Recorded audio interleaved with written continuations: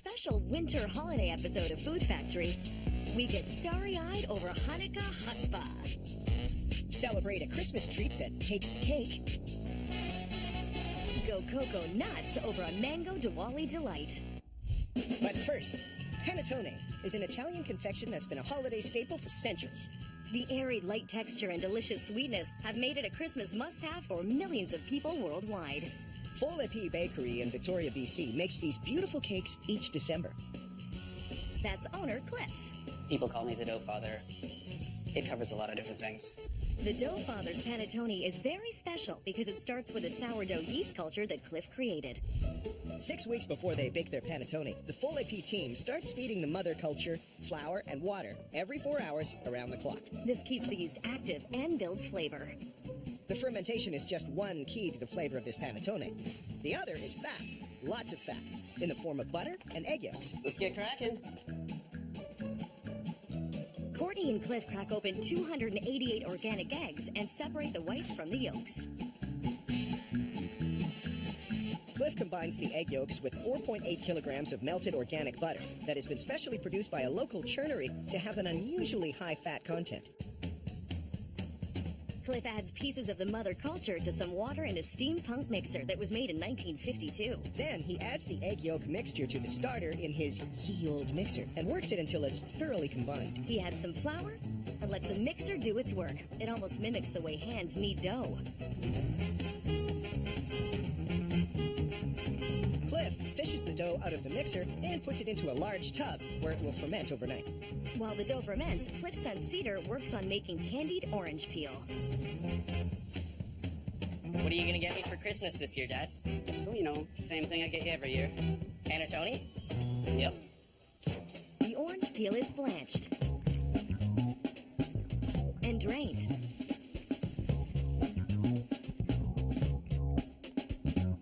Then, Cedar uses a dicer to chop the peel into fine cubes that he returns to the pot with water and sugar and simmers until the peel is sweet and tender. The syrup from the peel is reserved and used to make rum by Divine Spirits, a local distillery. Rum! I smell an eggnog opportunity. Yummers! Cliff adds 800 grams of that rum to 6.6 kilograms of the candied peel and 8.8 kilograms of sultanas to soak overnight. The next morning, the team is up and at 'em again at 3 a.m. They remove vanilla seeds from pods that they get from a cooperative in Oaxaca, Mexico. Cliff returns the dough to his mixer and adds the vanilla.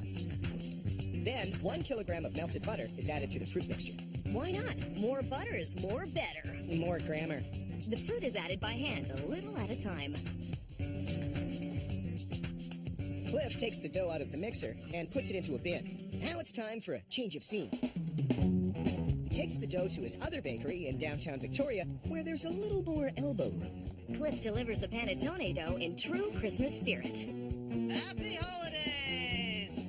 He wastes no time dumping it out onto the work surface, dividing it into 500-gram portions, and placing them onto a baking rack. Once the rack has been filled, it's wheeled into a proofing room to ferment more. When the dough balls come out of the proofing chamber, Cliff gives each one a couple of folds, then places it into a traditional panettone mold imported from Italy. And then, pack it to the proofer until the cakes have tripled in size. Cliff takes the panettone out of the proofer again. He carefully slices across the top of each one and peels the dough back. He adds, yep, you guessed it, more butter to each one. Then pulls the dough back over the butter.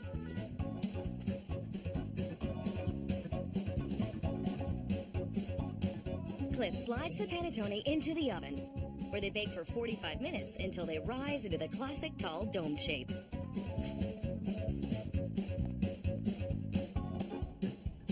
He carefully skewers the cakes through the bottom and hangs them upside down to cure. The panettone have risen so much that their structure is extremely delicate. They cure upside down for a day, and this stabilizes them so they maintain their shape. The next day, Cliff removes them from the rack and wraps them carefully in cellophane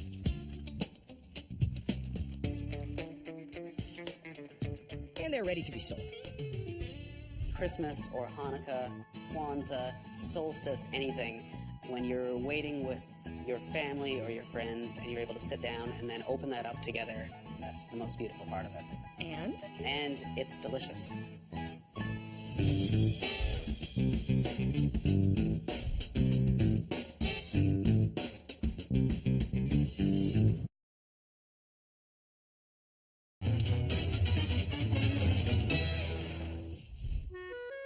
grab your menorah and light some candles. It's Hanukkah. Hammond's Star of David art candy is a perfect treat for Hanukkah. White candy surrounds a delicate blue six-pointed star. The Star of David is a hexagram, and it's known as the Shield of David, and it's a typical Jewish symbol. But more importantly, it's delicious blueberry candy, and it turns your mouth blue, which is fun for the kids. Cheers to that. Whoopsie. Making art candy is, well, an art. Getting a perfect pattern in the center of the candy that goes all the way through it requires years of training. Candy maker Amber starts the Star of David art candy by filling a copper kettle with corn syrup from the tap, cane sugar, and good old H2O. Amber wheels the kettle over to a stove and turns up the heat. The kettle heats up for 20 minutes until it reaches 162 degrees Celsius. As soon as the candy's been cooked enough, Amber and Jeffrey carry it to a cooling table and pour it out. While the candy is cooling, coloring is added to it. The Star of David is blue and white, so a smear of blue coloring is added to a quarter of the candy and mixed into it. Okay, but what about the white part? The rest of that candy looks delicious, but that ain't white. Don't be a nudnik. The white comes in a little later. In the meantime, Amber uses a giant pair of candy shears to loosen the cool candy from the table. She adds citric acid to the larger, supposedly soon-to-be white part of it. Next, she works the candy over with a steel bar. Like, really works. Oi, gewalt. The candy is kneaded and folded until it's learned its lesson. And oh yeah, until the citric acid is mixed in thoroughly. Amber then puts the blue candy on a candy puller.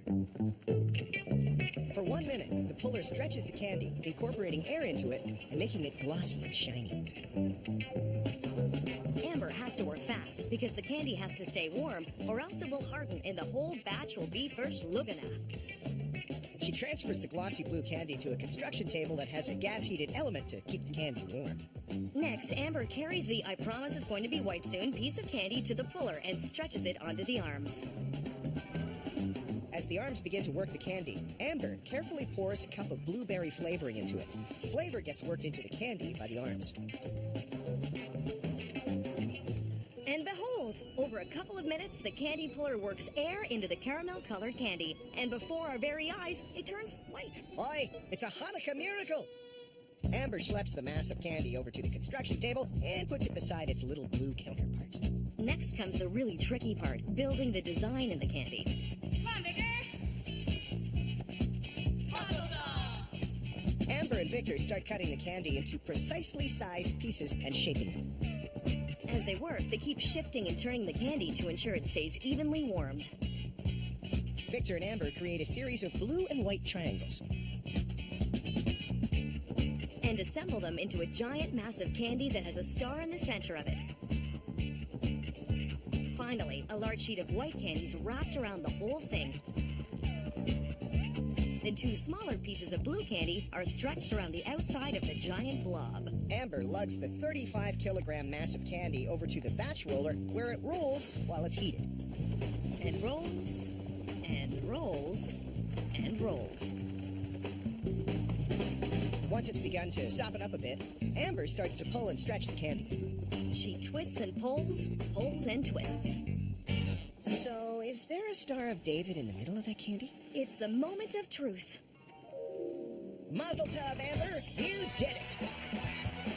But there's no time for celebration, so Amber gets to work, stretching out sections of the candy, measuring it using marks on the table, and slicing pieces off.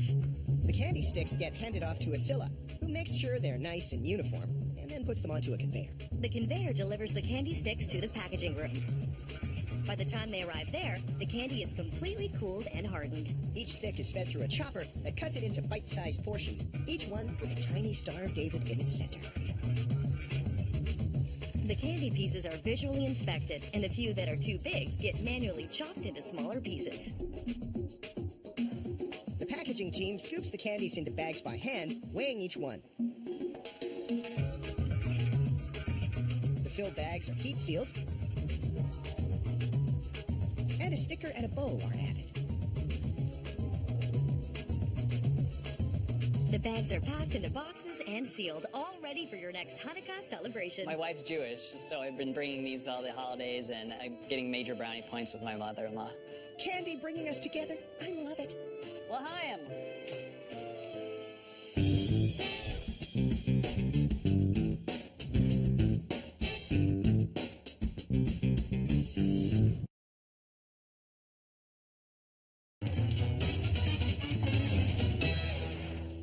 Move aside, Chrismica, because our third segment today is all about Diwali. Joining us to celebrate the ancient Hindu tradition is Rachel from Purdy's. Hit us with a little Diwali dance, will ya, Rachy Rach? No chance. Did you just say no? That's not like you, Rachel. So, in my job, Uh-huh. if someone offers me chocolate, I have to say yes. So, I know, it feels like a rough life, right? Wrong. But I have the best job in the world. Chocolatier. It's a great title. Especially since Rachel's lead chocolatier at Purdy's, a company that's been making high-quality chocolates for over 100 years. Yep, and Purdy's is even putting their own spin on the joyous festival of Diwali. What a great thing to celebrate, the Festival of Light and the triumph of good over evil. That's a beautiful thing. So why not make something for Diwali? Why not indeed? And with that in mind, Purdy's took a cue from Indian cuisine to create these coconut mango cream chocolates. The coconut mango creams are made in Vancouver, BC at this delightfully purple structure. The cream base begins with a mix of water, salt, cream, and butter, which is poured into Purdy's old-school copper kettles. The mix is heated to a temperature of 117 degrees as 45 kilograms of sugar is poured in. The cooking process is overseen by Shannon. This one is actually one of my favorite creams. It's really great flavoring. She stirs the mix with a metal paddle until things get nice and smoky. Then, eventually adds in 4 kilograms of coconut shavings. After another quick stir, the entire copper kettle is picked up so that the mix can be transferred over to the cream beater. They're the first cream beaters that Purdy's ever bought, and they've been refurbished multiple times because we've actually tried to replace them with new technology and never got the same results. The beater rotates and plows the piping hot mix, slowly giving the liquid a dough-like consistency. As it rotates, 124 milliliters of invertase is added. In for lettuce? Invertase. It's a naturally occurring enzyme that takes the centers from that dough-like consistency to a softer, more liquid state. Got it. Then, 220 milliliters of natural mango flavoring is added, along with 80 grams of citric acid, plus red and orange coloring, conjuring up the bright, celebratory shades of Diwali. Now transformed, the coconut mango filling is hand-chunked into balls and transferred onto this trolley. The trolley is rolled over to a hopper in the next room where it gets manually deposited inside. And that's where the treats start to take form. Yep, the dough is extruded out of this 19-head depositor. And then a wire cutter goes and cuts it off into little perfect cylinders onto a conveyor belt. As those perfect cylinders march down the line, they pass onto a wire conveyor, where their bottoms are lightly coated with Purdy's signature high-quality chocolate. While that happens over on the other end of the factory, this man is hard at work. Tell me, sir, what is your name? And pray tell, do you have a game? Peter is my name. Chocolate is my game. Word. Peter feeds solid bricks of chocolate into Purdy's industrial melter, creating the mouth-watering chocolate for the coconut mango creams. This container has 16,000 kilograms capacity. The chocolate from the melter feeds back onto the line and over to the enrober, which creates this luscious stream of high-quality chocolate. The coconut mango creams advance forward, disappearing through this curtain of chocolate as they're enshrouded in all that's good and well with the world. Continuing along, the chocolates pass underneath a series of oscillating nozzles called stringers. The stringers rain down the colorful drizzle from overhead, first white, then orange. Now covered in all the goodness the line has to offer, they pass through a 30-foot cooling tunnel en route to a packaging department. That's run by these ladies who grab each individual chocolate and stack them up in stock boxes. Those boxes accumulate here, eventually getting sent to one of Purdy's 75 shops nationwide. Like this one in South Granville, BC. Inside, the coconut mango creams are taken from their stock boxes and carefully placed in Diwali-themed packages. So good. Purdy's makes 42,000 individual pieces of the coconut mango creams every Diwali season. During Diwali, these treats are so popular that we're considering carrying it all year round. Cheers to that! This would go amazing with a Chardonnay. I don't know what it is, but something tells me this year's gonna be the best Diwali yet. It's because she suggested you drink some Chardonnay, isn't it? Busted.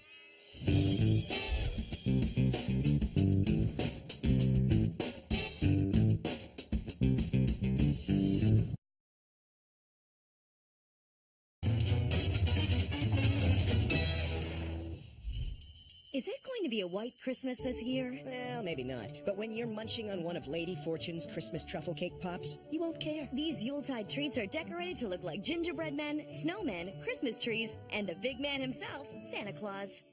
Santa Claus. My favorite truffle cake pop is Santa Claus. I love his beard, I love his whiskers, I love everything about Santa Claus. Especially getting to bring his holly jolliness to life in Lady Fortune's facility in Canoga Park, California.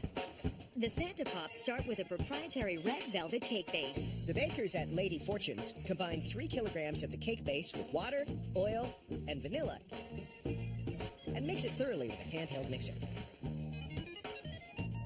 At the same time, they mix up vanilla and chocolate cakes for the other Christmas cake pops. Each sheet-sized cake will make 90 cake pops. The cakes go into the oven for 30 minutes. While they're baking, the decorating team gets to work. They prepare batches of royal icing, which is perfect for the type of ornate embellishments that will soon festoon the treats. The embellishments start with circles of peach-colored icing to match Santa's rosy complexion. Red icing goes on the top half, which will be Santa's chapeau. And once that icing is set, the decorator expertly pipes some white trim onto his hat, adds black eyes, a fluffy white beard, and a teeny red nose. Every single piece here is a work of art. The decorating team builds snowmen and gingerbread faces using the same techniques. We always feel bad about eating the Santa Clauses because they're so cute we don't want to eat them, but they're so delicious at the same time. Back in the baking department, the cakes are ready to come out of the oven.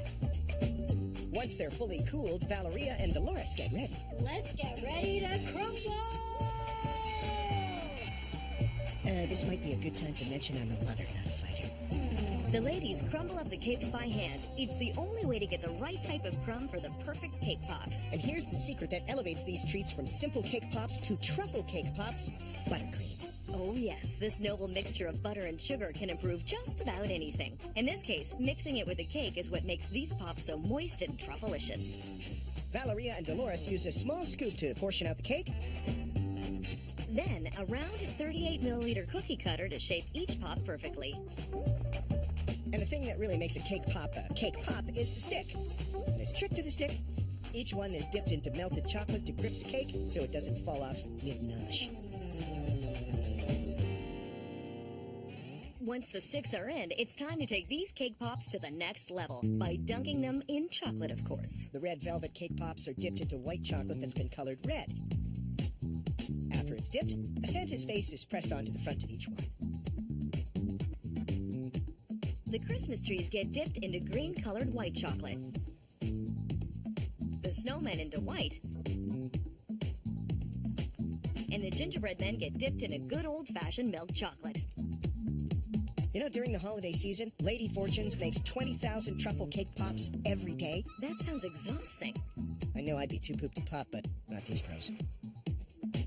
Once the chocolate coating is cured, the cake pops are wrapped up in cellophane and carefully packed into shipping boxes for delivery to everyone who's managed to stay off the naughty list this year. Ode to Santa Claus truffle cake pop. Santa Claus, you are so beautiful. I feel bad about what I'm about to do, but you're going to a noble cause. Now come down my chimney. Happy Happy holidays, everyone!